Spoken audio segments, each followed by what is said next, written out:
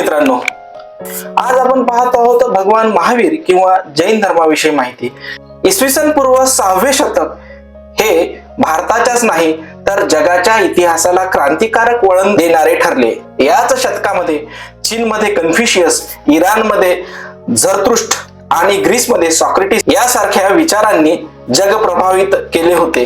तर भारत याला अपवाद कसा राहणार? भारतात देखील इसवी सन पूर्व 6व्या शतकात भगवान बुद्ध आणि भगवान महावीर यांनी देखील नव्या धर्म चळवळीचा विकास घडवून आणला। जगात जेव्हा वैचारिक क्रांती होत होती त्याची कारणे आणि भारतात होणाऱ्या वैचारिक क्रांतीची किंवा विचारामागची प्रेरणा यामध्ये मोठा फरक होता। भारतातील प्रेरणा या आपल्याच आत्मग्लानीतून निर्माण झालेल्या होत्या। आदर्शवत वाटणारा वैदिक धर्म हा इसवी सन पूर्व 6व्या शतकामध्ये अनेक चालीरीती, रूढी, परंपरा आणि सोपस्कार यांनी वेढला होता।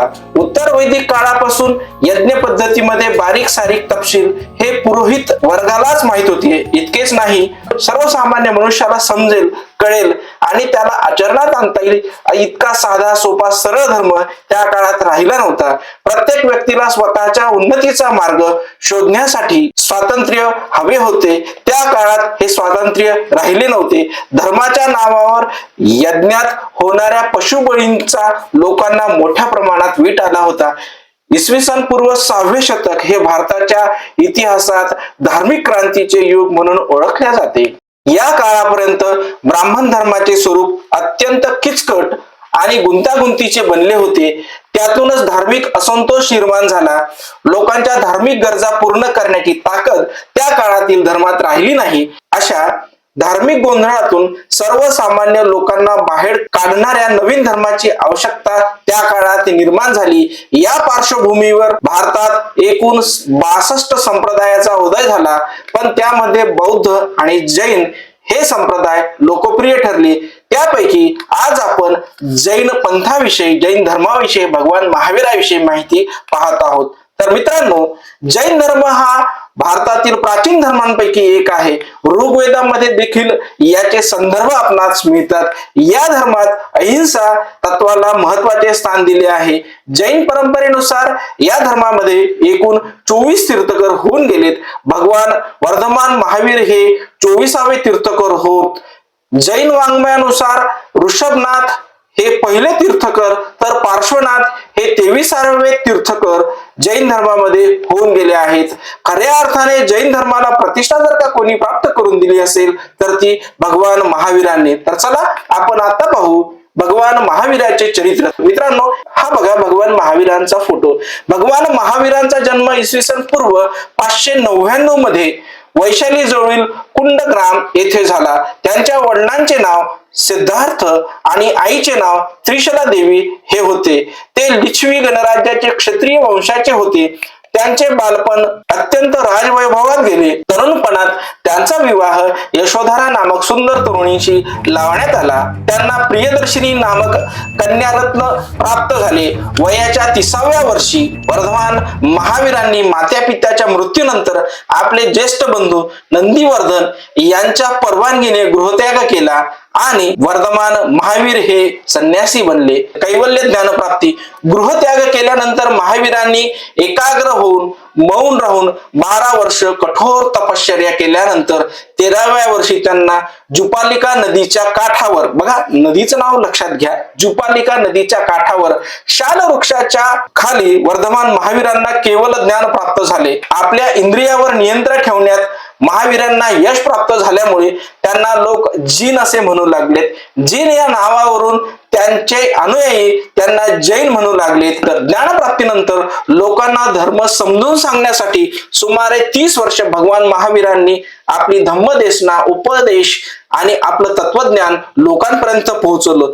लोकांना धर्म कळावा म्हणून भगवान महावीरांनी आपले तत्वज्ञान, आपला विचार, जैन धर्माची माहिती अर्धमागधी भाषेतून म्हणजेच लोकभाषेतून त्यांना हे सांगितलं की धर्म हा शुद्ध आचरणासाठी त्यांनी सांगितलेल्या मार्गाचे सार पंचमहाव्रते आणि त्रिरत्ने यामध्ये सामावले आहेत।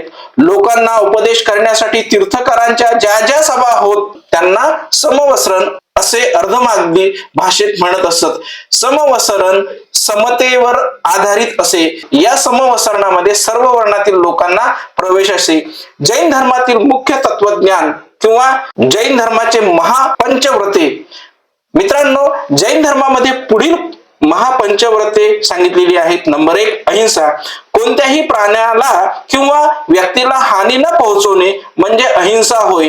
अहिंसा केवळ शारीरिक हिंसा नाही तर वाणी आणि मनानेही कुणाची हिंसा न करणे, कुणाचेही मन न दुखवणे म्हणजे अहिंसा होय. सत्य. सत्य म्हणजे सत्य बोलणे, खोटे बोलणे टाळणे हे जैन धर्मातील महत्वाचे तत्व आहे. सत्याचे पालन करणे म्हणजे केवळ सत्य बोलणे नाही तर आपली कृती आणि वागणूक सत्याला अनुसरून करणे आवश्यक आहे. विद्यार्थी मित्रांनो, हे फार महत्वाचं तत्व आहे. हे सर्व धर्मासाठी, सर्व व्यक्ती समुदायासाठी फार महत्वाचं आहे. जर आपण ठरवलं दिवसभर आज आपण कोणताही अपशब्द किंवा खोटं बोलायचं नाही तर खऱ्या अर्थानं आपण जैन धर्माचे पाईक होतो आणि त्यातून मिळणारं जे समाधान आहे, त्यातून मिळणारी जी आत्मिक शांती आहे, त्यातून मिळणारा जो आनंद आहे तो कित्येक पटीने जास्त आहे. त्याची किंमत आपण पैशामध्ये आजच्या तारखेत मोजू शकत नाही. त्यानंतर आहे असत्य. नंबर 3 असत्य. असत्य म्हणजे चोरी न करणे. जे माझे नाही त्यावर माझी मालकी नाही, जी गोष्ट माझी नाही अशा बाबींची इच्छा धारण करणे म्हणजे असत्य होय. एखादी वस्तू आहे आणि ती त्याच्या मालकाच्या संमतीशिवाय घेणे म्हणजे चोरी करणे होय. चोरी न करणे म्हणजे असत्य. म्हणून भगवान महावीराने आपल्या पंचमहाव्रतामध्ये आपण चोरी करू नये, असत्य वागू नये असे सांगितलेले आहे. त्यानंतर ब्रह्मचर्य. त्यानंतर चौथा मुद्दा ब्रह्मचर्य. शरीराला सुखकारक वाटणाऱ्या गोष्टींचा त्याग करून व्रताचे पालन करणे म्हणजे ब्रह्मचर्य होय. विवेकपूर्ण वर्तन आणि संयमी जीवन जगणे आवश्यक आहे. ब्रह्मचर्य म्हणजे संयम ठेवणे, आपल्या मानसिक, शारीरिक, भावनिक इच्छांवर नियंत्रण ठेवणे म्हणजे ब्रह्मचर्य होय. आणि सर्वात शेवटचं म्हणजेच 5वा अपरिग्रह. अपरिग्रह म्हणजे संपत्ती किंवा भौतिक वस्तूच्या मोहावर नियंत्रण ठेवणे म्हणजे आवश्यकतेपेक्षा जास्त धनसंचय करणे. मनात हाव बाळगून मालमत्ता साठा करण्याकडे माणसाचा कल अधिकाधिक असतो. असा साठा न करणे म्हणजेच अपरिग्रह होय.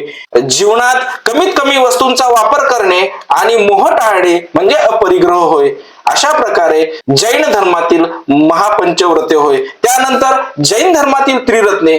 भगवान महावीरांनी जन्ममृत्यूच्या फेऱ्यातून मुक्त जर व्हायचं असेल तर पंचमहाव्रते आणि जैन धर्मातील त्रिरत्ने याचे जर काय पालन केले तर निश्चितपणे आपल्याला मोक्ष प्राप्त होते. जन्ममृत्यूच्या फेऱ्यातून मानवाची मुक्तता होते, मनुष्य प्राण्यांची मुक्तता होते असे भगवान महावीरांनी सांगितले. आणि म्हणून नंतरचा मुद्दा आहे जैन धर्मातील त्रिरत्ने. जैन धर्मातील त्रिरत्ने म्हणजे काय तर मोक्ष मिळवण्यासाठी 3 आधारस्तंभ मानले गेलेले आहेत. एक आहे सम्यक दर्शन. भगवान महावीरांनी तीर्थकारांनी सांगितलेल्या मार्गांवर विश्वास ठेवणे. बघा, विश्वास हा फार महत्वाचा असतो. अलीकडच्या काळामध्ये आपण कुणावरच विश्वास ठेवत नाही, पण जैन धर्मात सांगितले की तीर्थकारांनी जे मार्ग सांगितले, मग भगवान पार्श्वनाथ असतील, भगवान ऋषभनाथ असतील, जे जैन धर्मातील तीर्थकार 24 तीर्थकार होऊन गेलेत, म्हणजेच गुरुने सांगलेल्या आज्ञांचे पालन करणे, त्यांच्या विचारांवर, त्यांच्या आदेशांवर विश्वास ठेवणे, तीर्थकारांनी सांगितलेल्या मार्गांवर विश्वास ठेवणे आणि चुकीच्या मार्गापासून दूर राहणे म्हणजेच सम्यक दर्शन होय. त्यानंतर नंबर 2 सम्यक ज्ञान. तीर्थकारांच्या उपदेशांचा आणि तत्वज्ञानाचा नित्य अभ्यास करून त्याचा सखोल अर्थ समजून घेणे म्हणजेच सम्यक ज्ञान होय. बघा, यामध्ये सांगितलंय की तीर्थकारांनी जे उपदेश केलेले आहेत, जे तत्वज्ञान सांगितलेले आहे त्याचा नित्य नियमाने अभ्यास करणे, त्याचा सखोल अर्थ समजून घेणे आणि सखोल अर्थ समजून घेतल्यानंतर तशा प्रकारे आचरण ठेवणे म्हणजेच सम्यक ज्ञान होय. त्यानंतर सम्यक चरित्र. मित्रांनो, सम्यक चरित्र म्हणजे काय तर पंचमहाव्रताचे काटेकोरपणे पालन करणे म्हणजेच सम्यक चरित्र होय. योग्य वर्तन, योग्य कृती या तत्वानुसार आचरण करणे म्हणजे अहिंसा, सत्य, अपरिग्रह, ब्रह्मचर्य आणि असत्य या पंचमहाव्रताचे पालन करणे म्हणजे सम्यक चरित्र होय. या 3 तत्वाचा समतोल साधल्याने मनुष्य प्राण्याला मोक्ष प्राप्त होते. मोक्ष प्राप्त म्हणजे काय तर जन्म मृत्यूच्या फेऱ्यातून स्वतःला मुक्त करून घेणे होय.